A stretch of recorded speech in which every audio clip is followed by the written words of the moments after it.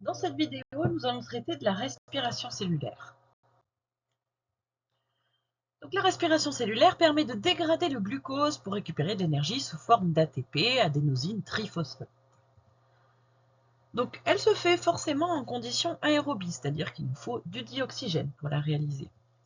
Et elle est constituée de 3 étapes différentes. Première étape, c'est la glycolyse qui se passe dans le cytoplasme de la cellule, le cycle de Krebs qui va se passer dans la mitochondrie, et la phosphorylation oxydative qui va aussi se passer dans la mitochondrie. C'est là que vous voyez que la mitochondrie est un organite qui est indispensable pour cette respiration cellulaire. Donc le substrat de cette réaction biochimique, c'est le glucose. Glucose que soit on utilise à l'issue de la photosynthèse, ou soit qu'on va utiliser parce qu'il a été stocké sous forme d'amidon. Donc la formule de ce glucose, que vous connaissez déjà, c'est C6H12O6. Voilà sa forme, c'est une molécule cyclique. Donc la première étape, je vous rappelle, s'appelle la glycolyse. Et donc, ce glucose va être transformé en 2 pyruvates. Alors, notez donc 2 molécules de formule C3H4O3. Ça va nous permettre de former 2 ATP, 2 adénosines triphosphates à partir d'adénosine diphosphate. Voilà, et de phosphate inorganique. Donc évidemment, il faut ça 2 fois pour former 2 ATP. Donc c'est de l'énergie chimique qu'on va pouvoir stocker de manière temporaire dans cet ATP. Et si vous êtes un peu observateur, vous noterez que en transformant C6H12O6 en 2 fois C3H4O3, il me manque que des hydrogènes. Eh bien, on va pouvoir tout simplement les stocker en même temps que des électrons et se faire une réserve d'électrons en format du pouvoir réducteur sous forme de NADH plus H+. Attention, c'est NADH plus H+, et non pas NADPH plus H+, comme on avait utilisé dans le chloroplaste pour la photosynthèse. Donc à l'issue de cette première étape, on a donc fabriqué de l'ATP, de l'énergie chimique, mais également une réserve d'électrons sous la forme de NADH plus H+. Cette réaction, que je vous montre de façon très simplifiée ici, est en réalité une succession de 10 réactions enzymatiques qui se font à travers un complexe enzymatique, c'est-à-dire une grosse molécule qui a plusieurs sites actifs pour faire des transformations chimiques. Évidemment, rappel très important, ce processus se passe dans le cytoplasme. On n'a pas besoin d'autres organites pour réaliser cette glycolyse. Deuxième et troisième étape. Deuxième étape, le cycle de Krebs. Troisième étape, la phosphorylation oxydative. Donc ici, on va avoir un organite nécessaire qui est la mitochondrie. Donc cette mitochondrie, elle a différentes parties qui sont relativement importantes. On a donc une membrane externe, une membrane interne, un espace intermembranaire qui va être important ici, mais également ici une matrice, c'est-à-dire un espace qui est intérieur. Et notez ici que pour augmenter la surface d'échange, on va avoir notre membrane interne qui va former des crêtes, qui s'appellent donc des crêtes mitochondriales.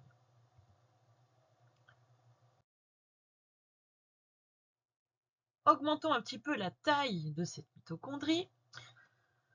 Donc je vous rappelle qu'on a formé des pyruvates précédemment qui se trouvent ici à l'extérieur, dans le cytoplasme, et qui vont être utilisés maintenant. Donc nos pyruvates, molécules en C3, vont rentrer dans notre mitochondrie, au niveau de la matrice, et intégrer le cycle de Krebs, qui est une série de réactions enzymatiques, un peu à l'instar du cycle de Kelvin, c'est-à-dire on fait rentrer une molécule, et puis voilà, il en ressort autre chose, et par contre les molécules qui constituent le cycle sont toujours un peu les mêmes. Donc on va permettre, en faisant rentrer donc 2 pyruvates, 2 molécules à 3 carbones, de faire sortir 6 CO2. CO2 qui est un gaz et qui donc va sortir évidemment à l'extérieur. On va pouvoir aussi former, ça c'est intéressant, encore une réserve d'électrons sous la forme de 10 NADH plus H+. Et puis de l'énergie aussi, là encore pas beaucoup, 2 ATP à partir d'ADP plus PI. Donc on a encore formé de l'ATP, c'était ce qu'on voulait, puisque l'objectif, je vous le rappelle, c'est de récupérer de l'énergie. Donc si vous comptez bien, on a formé 2 précédemment, on en forme encore 2 là, ça nous fait 4, c'est pas beaucoup. Hein. Par contre, on a encore formé donc ce fameux pouvoir réducteur. À noter qu'en réalité, il n'y a pas que du NADH plus H+, qui se forme, il y en a un autre aussi, mais j'ai tout rassemblé sous cette forme-là parce que c'est un petit peu plus simple. Donc le CO2 va partir, évidemment, c'est un gaz, donc va être évacué à la fois dans le cytoplasme, puis hors de la cellule, et va sortir par les stomates.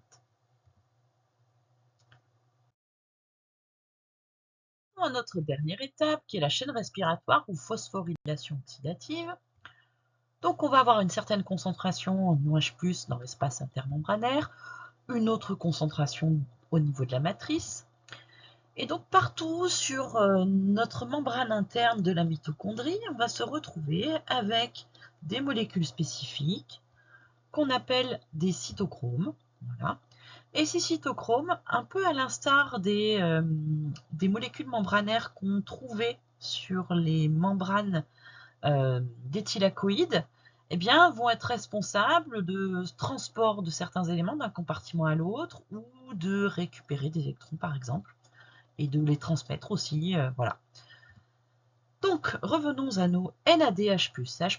Je vous rappelle qu'on a produit un certain nombre à la fois pendant la glycolyse, mais aussi donc pendant le cycle de Krebs. Donc, nos NADH plus H+, vont venir se débarrasser à la fois de leurs 2H+, je vous rappelle hein, qu'on est obligé de rajouter pour avoir NADH plus H+, on est obligé de rajouter 2H+, et 2 électrons. Donc ici, on se débarrasse de nos 2H+, et ces 2H+, vont être pris en charge par les cytochromes et rentrer à l'intérieur de l'espace membranaire. Donc il faut imaginer que ça se passe un peu partout hein, dans notre mitochondrie. Donc si ça se passe partout en même temps, on va se retrouver avec une modification de la concentration en H+. Et évidemment, il y a également ces 2 électrons hein, qui vont être libérés, normal. Et donc on retrouve notre NAD+ de départ. Donc le fait qu'on ait ces 2 H+, et que ça se produise partout dans la mitochondrie en même temps, on va avoir évidemment cette concentration en H+, qui va être très forte au niveau de l'espace intermembranaire. Nos 2 électrons ici, il faut bien en faire quelque chose. Je vous rappelle que 2 électrons ne peuvent pas être laissés comme ça. Et bien pour ça, il va falloir trouver un accepteur d'électrons pour qu'ils ne posent plus problème, ces 2 électrons. L'accepteur ici, eh ben, on va tout simplement utiliser 2 H+, qui serait dans la matrice, plus un gaz dont on n'a pas encore parlé, qui est le dioxygène. Donc là, avec une moitié de molécule de dioxygène, plus ces 2 électrons plus 2 H+, on va pouvoir former de l'eau. Et c'est en ça que le dioxygène est indispensable. C'est l'accepteur de ces 2 électrons. Et donc, de ce fait, regardez, donc on a produit de l'O2, on a utilisé de l'O2, hein, qui donc est arrivé par les stomates, hein, je vous le rappelle, mais on a utilisé aussi 2 H+. Donc on a appauvri la matrice en H+. Donc évidemment la concentration diminue. Et vous le sentez venir, 2 solutés qui sont de concentration différente. Que va-t-il se passer? Et ça tombe bien, regardez ici, une ATP synthase, que vous avez déjà vu notamment dans la photosynthèse, dans la phase photochimique. Donc qu'est-ce qui va se passer? Les H+, vont tout simplement transiter par cette ATP synthase, mais ce passage va permettre la fabrication d'ATP, tout simplement. Donc ici, c'est comme ça, donc à l'aide de la présence d'O2, qu'à partir de NADH plus H+, on peut fabriquer de l'ATP. Donc il est temps de faire un petit bilan. Donc ici, je vous ai représenté une cellule végétale, en tout cas un morceau. Ici, vous reconnaissez la paroi, le cytoplasme, le noyau, et ici une mitochondrie. Je n'ai pas fait la grande vacuole, ça prend trop de place pour notre schéma. Donc c'est parti pour les différentes étapes. Donc on démarre avec du glucose, qui, je vous le rappelle, se transforme en 2-pyruvate ou acide pyruvique. Ce processus s'appelle la glycolyse et ça permet de former de l'ATP et du pouvoir réducteur sous la forme de NADH plus H+. Ces 2 pyruvates vont entrer dans la mitochondrie et grâce au cycle de Krebs vont produire à la fois le CO2 qui s'en va, hein, voilà, on décarbone hein, tout simplement nos pyruvates, et donc on va permettre la production de NADH plus H+, mais également de l'ATP. Le NADH+H+ va venir se rajouter. Dernière étape, c'est la phosphorylation oxydative qui va permettre donc d'utiliser ces NADH+H+, en se servant de l'O2 comme accepteur d'électrons, et vont permettre là aussi de fabriquer, en rejetant de l'eau évidemment, de fabriquer de l'ATP. Donc ici, on a un total, en utilisant une molécule de glucose, on a un total de 36 ATP produits par cette respiration cellulaire. Donc je vous rappelle qu'il y a des éléments indispensables pour ça. Donc vous avez un organisme qui est indispensable, qui est la mitochondrie, mais vous avez également de l'O2 qui est indispensable comme accepteur d'électrons. Donc on peut refaire rapidement l'équation bilan de cette respiration cellulaire.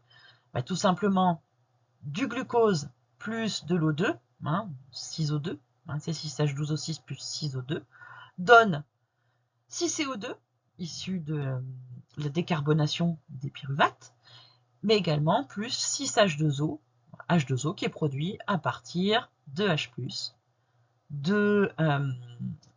d'O2 évidemment, et d'électrons. Voilà pour cette respiration cellulaire qui est donc un des grands processus d'utilisation des réserves, notamment lorsque soit on est à la sortie de l'hiver pour la reprise de végétation, mais également lorsqu'on est une graine et qu'on commence à germer.